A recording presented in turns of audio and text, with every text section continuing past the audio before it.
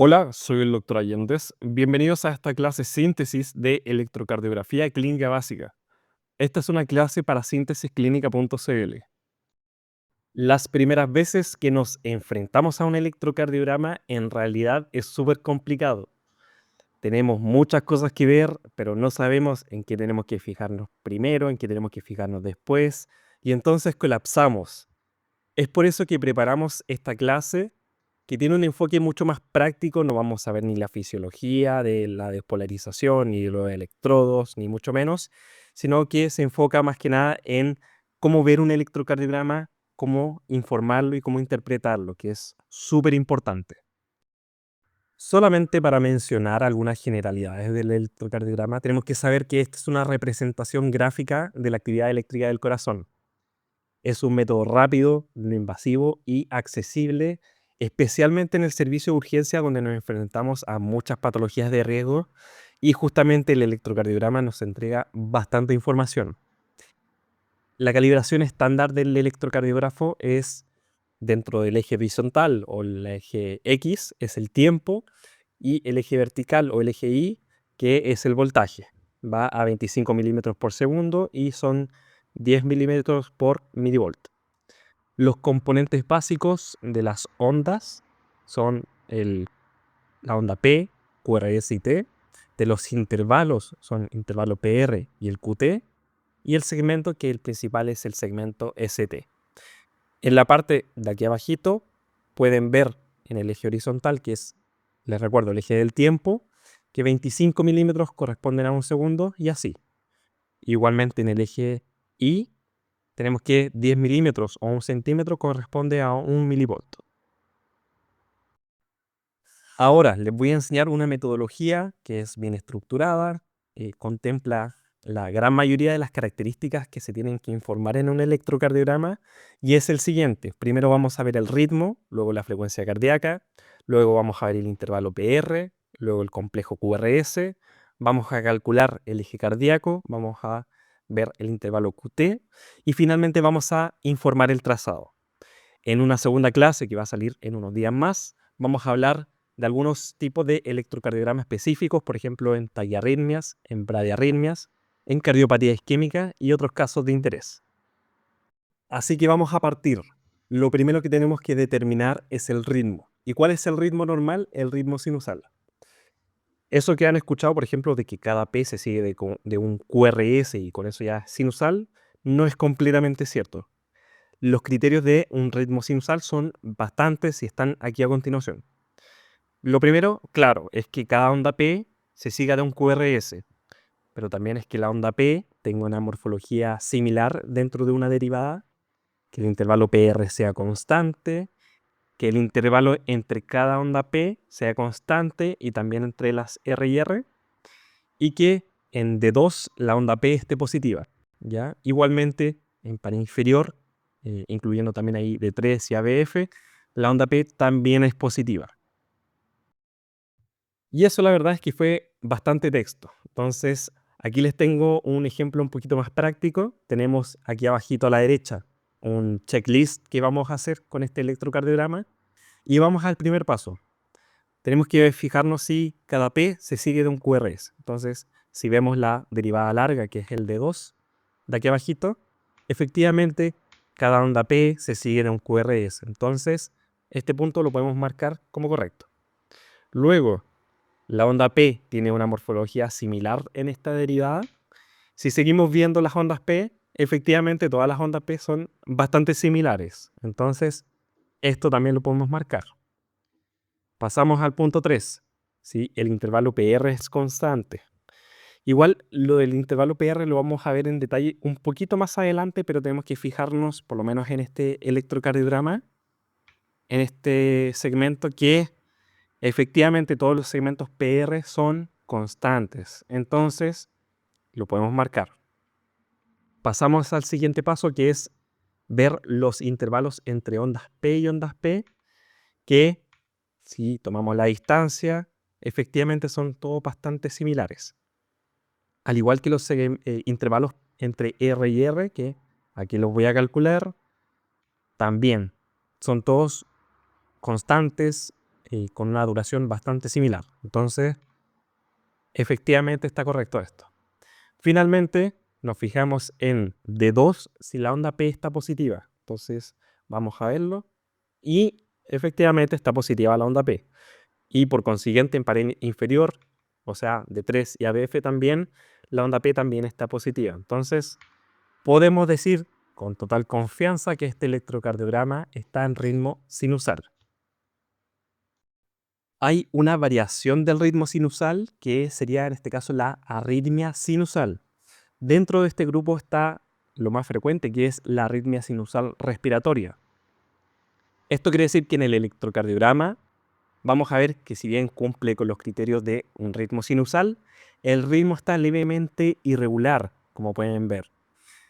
Esto se asocia a cambios en el ciclo respiratorios que llegan, digamos, a afectar el tono vagal y en este caso, por ejemplo, cuando hacemos o cuando el paciente está en una eh, inspiración, el RR se acorta, o sea, aumenta la frecuencia cardíaca, y en el caso de que el paciente esté en expiración, el RR se alarga, o sea, disminuye la frecuencia cardíaca. Entonces, aquí en esta primera parte, el paciente está expirando para luego inspirar.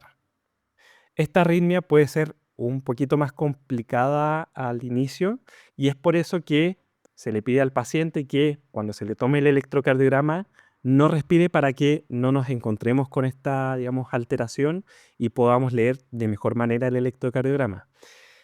Igualmente, este tipo de alteraciones en un paciente joven sin cardiopatía de base es completamente normal. Luego de que determinamos el ritmo, vamos a determinar ahora la frecuencia. Lo primero que tenemos que hacer es dividir a los pacientes en dos grupos. Uno es los pacientes que tienen un ritmo regular y el segundo grupo son los pacientes que tienen un ritmo irregular. ¿Por qué hacemos esta distinción? Es porque se mide la frecuencia cardíaca de una manera distinta en estos dos grupos, ¿ya? Vamos a partir por el más fácil, que es el ritmo regular. Y aquí tenemos varios métodos que se han, digamos, descrito. Los primeros métodos, el método 1 y el método 2, son métodos que llamo el método de la calculadora porque tenemos que sacar un cálculo eh, bastante, digamos, difícil y usualmente usamos la calculadora, ¿ya? Vamos con el ejemplo. Tenemos unas ondas, unos complejos acá en la parte inferior y vamos a medir la cantidad de cuadros grandes entre esta onda R y esta onda R. Entonces, bajo el método 1, tenemos que contar los cuadros grandes, ¿ya? En este caso hay 3 cuadros grandes, como pueden ver acá, o 15 pequeños. En el método 1 vamos a dividir 300 partido por la cantidad de cuadrados grandes, que serían 3, los que nos da una frecuencia cardíaca de 100 latidos por minuto. Lo mismo en el método 2, solamente que vamos a dividir 1500 por la cantidad de cuadrados pequeños, que serían en este caso 15. 1500 partido en 15 también son 100 latidos por minuto. Y esos serían los métodos de calculadora, que son bien complicados, pero hay otro método que utilizamos en urgencia, que es un método un poquito más estimativo, que se lo voy a mostrar a continuación. Lo primero que tenemos que hacer, idealmente agarrar una onda R que coincida con la línea gruesa del papel del electrocardiograma.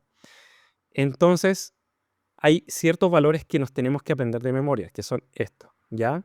300, 150, 100, 75, 60, 50, 43, 37, y con eso ya estamos bien, ¿ya? Entonces tenemos que ver a qué distancia está esta onda R de la próxima onda R, ¿ya? Si la próxima onda R estuviera justo marcado en esta línea, en la siguiente línea negra, tendría una frecuencia de 300 latidos por minuto. Si estuviera la onda R en esta línea negra, estaría en 150. Y así, aproximadamente justamente este electrocardiograma, si lo sacamos, va a tener una frecuencia cardíaca entre 50 latidos por minuto y 60 latidos por minuto. En este caso estaría estimado más o menos unos 55 latidos por minuto, ¿ya? Este es un método, como les digo, más estimativo, pero se puede sacar la frecuencia de una manera, bastante más rápida. ¿Qué pasa cuando el ritmo es irregular? ¿Ya? Como pueden ver acá. Este es un paciente con una fibrilación auricular, entonces no podemos utilizar el mismo método. ¿Qué hacemos en este caso? Tenemos en el método 1, vamos a contar la cantidad de complejos QRS que hay en 6 segundos. Y esto es equivalente a 30 cuadros grandes, ¿ya? Entonces primero vamos a contar 30 cuadros grandes y vamos a contar cuántos complejos QRS hay. En este caso hay 6 complejos QRS en estos 6 segundos y esto lo vamos a multiplicar por 10, ¿ya? Nos da 60 latidos por minuto aproximadamente. Hay otra alternativa en que si la tira es mucho más grande, podemos contar 50 cuadrados grandes que equivalen a 10 segundos y los multiplicamos por 6. Quizás este método es un poquito más específico, pero la gran mayoría ocupamos este primer método ya que son menos cantidades de cuadrados. Generalmente el papel del electrocardiograma no es tan grande y nos da un estimativo, digamos de la frecuencia cardíaca bastante bien también. Muy bien, ya visto lo que es el ritmo, la frecuencia, ahora vamos a fijarnos en el intervalo PR. ¿Qué constituye un intervalo PR? Es el inicio de la onda P hasta el inicio del complejo QRS. Eso es el intervalo PR. Y el intervalo PR normal va de 120 a 200 milisegundos. Esto corresponde de 3 a 5 cuadrados pequeños. Cuando es menor a 120 milisegundos, tenemos que decir que este intervalo PR está cortado. O sea, es menor a 3 cuadros pequeños. Y si está mayor a 200 milisegundos, o sea, 5 cuadrados pequeños, este intervalo PR está alargado. Esto lo vamos a ver en la próxima clase, donde vamos a abarcar las bradiarritmias. Ahora, hay un electrocardiograma súper conocido, que siempre lo colocan en pruebas o los preguntan, que es este. Tenemos un intervalo PR que está acortado y al parecer el QRS está un poquito más ensanchado, ¿ya? Este electrocardiograma es un electrocardiograma clásico de un síndrome de Wolff-Parkinson-White, ¿ya? Donde básicamente tenemos que existe una vía anómala, que es el haz de Kent, que hace una preexcitación ventricular, ¿ya? Lo que hace que finalmente se acorte el PR y aparezca esta onda posterior, que sería la onda delta, ¿ya? Es bien característico del Wolff-Parkinson-White y es súper preguntable esto, ¿ya? Para que se lo aprenda. Pasamos a los complejos QRS. ¿Qué abarca un complejo QRS? Lo que ven acá, ¿ya? Las ondas Q, R y la onda S. Este es normal o angosto cuando es menor a 120 milisegundos, o sea, tiene que medir menos de 3 cuadrados pequeños y está alterado. No vamos a decir, digamos, anormal, porque puede ser normal en parte, sino que vamos a decir que está alterado o está ancho cuando es mayor a 120 milisegundos, o sea, de 3 cuadraditos pequeños para arriba. Esto puede ser con mucha mayor frecuencia por los bloqueos de rama que vamos a ver, o porque el ritmo se origina en el ventrículo, ¿ya? Aquí abajito les dejé lo que vemos con mayor frecuencia, que son los bloqueos de rama, que son el bloqueo de rama izquierda y el bloqueo de rama derecha. Y pueden ver, digamos, las características morfológicas que se ven o se distinguen principalmente en B1 y B6. Como esta es una clase más práctica, no les voy a enseñar ni los criterios, ni mucho menos, lo pueden leer justamente acá abajito, pero en el bloqueo de rama izquierda, sí, la onda está mayor a 120 milisegundos o mayor a 3 cuadraditos pequeños y tiene esta morfología de un conito de helado, lo más probable es que se trate de un bloqueo de rama izquierda. En cambio, si el complejo QRS, esto todo en B1, ¿ya? B1 y B1. Si el complejo QRS tiene morfología de unas orejitas de conejo, usando la imaginación obviamente, lo más probable es que nos encontremos con un bloqueo de rama derecha, ¿ya? Esto es bastante fácil para lograr identificarlo rápidamente, ¿ya? Pero igual, como les digo, tienen sus criterios que están cada uno aquí abajito. Vamos nuevamente con un ejemplo práctico. Tenemos este electrocardiograma que tiene un complejo QRS ancho, ¿ya? Más de 120 milisegundos o 3 cuadraditos pequeños. Entonces, lo primero que tenemos que hacer es fijarnos en B1 y B6. Y aquí está B1. ¿Y cómo está la morfología? Tenemos que ver, o se parece a un conito de helado o se parece a un conejito. Y nuevamente, si utilizamos bastante imaginación, parece más que nada un conejito, ¿ya? Entonces, sería un bloqueo de rama derecha, ¿ya? Y también podemos ver la morfología en B6, que también es compatible con este bloqueo de rama. Vamos con el otro caso. Aquí tenemos otro paciente con un complejo QRS ancho, y en este caso, si nos vamos a B1, la morfología es mucho más compatible con un conito de helado. Entonces, en este caso, el paciente tiene un bloqueo completo de rama izquierda, ¿ya? También nos podemos fijar en B6 que la morfología también es compatible. Bueno, visto el QRS, tenemos que pasar a la siguiente fase, que es calcular el eje eléctrico. Esto en una primera instancia les pudiera parecer un poquito complicado, enredado, pero en realidad es bastante fácil.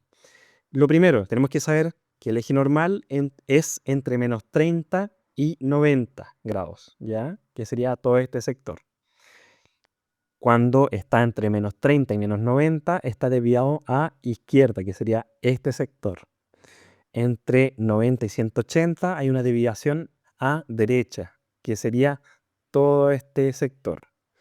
Y si está entre menos 90 y menos 180, perdón, es una desviación extrema, ¿ya? Los primeros tres en realidad son los más importantes.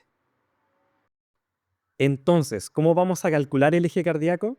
Les voy a enseñar dos metodologías que una es un poquito más fácil que la segunda, pero es un poquito más imprecisa, ¿ya? Pero este es un método muy fácil. Vamos a fijarnos en lo que es D1 y ABF, ya que es esto y esto de acá abajito. Y tenemos que fijarnos en los complejos QRS. Entonces, vamos a ver el electrocardiograma que está aquí abajito a la derecha, que les adelanto que no es un electrocardiograma normal, ¿ya? Vamos a ver cómo está el complejo QRS en D1 y tenemos que fijarnos si es predominantemente positivo o predominantemente negativo. En este caso, en D1 tenemos que es mucho más negativo, ¿ya? Entonces, en este cuadro resumen que tengo aquí a la izquierda, nos vamos a fijar en estos dos casos, donde el D1 está predominantemente negativo. Y luego vamos a ABF. ¿Cómo está el QRS en ABF? Y tenemos que estar mucho más positivo, ¿ya? Entonces nos vamos a quedar en este sector donde el D1 está negativo y en ABF está predominantemente positivo el complejo QRS. Esto nos indica que el eje está desviado a la derecha. En cuántos grados no sabemos, ya lo único que sabemos es que está desviado a la derecha. Justamente este electrocardiograma es de un paciente que tiene una hipertrofia ventricular derecha, ¿ya? Además, si se fijan, bueno, esto es algo extra, pero si se fijan en la onda P está bastante alta, ¿ya? Tiene un crecimiento auricular también asociado, ¿ya? Auricular derecho. Entonces, eso es en resumen, ¿ya? Tenemos que ver D1 y ABF y según eso, utilizando esta cuadrícula, nos vamos a ubicar en qué cuadrante está el paciente. Ahora les voy a enseñar el método que es un poquito más lento, un poquito más complicado, pero es mucho más preciso, ¿ya? Aunque tampoco es tanto más complicado. Tenemos que fijarnos en las derivaciones unipolares y bipolares, ¿ya? Que son D1, D2, D3, ABR, ABL y ABF, que son todas las que tenemos acá. Vamos a hacer lo mismo, ya tenemos que fijarnos en el QRS. Entonces, el paso número 1, tenemos que buscar el complejo o la derivada donde el complejo QRS sea isobifásico, ¿ya? Vamos a observar uno por uno cuál nos parece más isobifásico y tenemos que en D2 por lo menos, efectivamente es completamente isobifásico, ¿ya? Entonces nos vamos a quedar con esta derivada inicialmente. Ahora sí lo que vamos a necesitar es el triángulo de Einthoven, ¿ya? Que es este que está a la izquierda.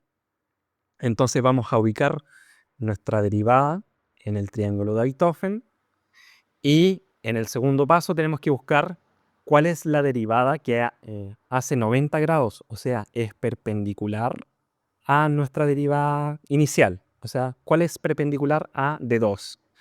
Si vemos aquí, forma 90 grados con ABL. Entonces, nuestra derivada perpendicular es ABL. ¿Qué tenemos que hacer con ABL acá, en este caso? Vamos a ver cómo está el QRS en ABL, ya si está más predominantemente positivo o más predominantemente negativo, ¿ya? Y aquí sí podemos ver, está predominantemente negativo, ¿ya? Entonces, para que sepan, cuando el QRS, en este caso si estuviera positivo, significa que el vector va acercándose a la derivada. En cambio, cuando el QRS es negativo, como es este caso, el vector se va alejando de esa derivada. Entonces, nos queda que el vector resultante nos da un eje estimado cardíaco de 150 grados, ¿ya? Entonces, este paciente con una hipertrofia ventricular derecha tiene un eje estimado de 150 grados. Vamos con el último elemento que nos tenemos que fijar y es el intervalo QT.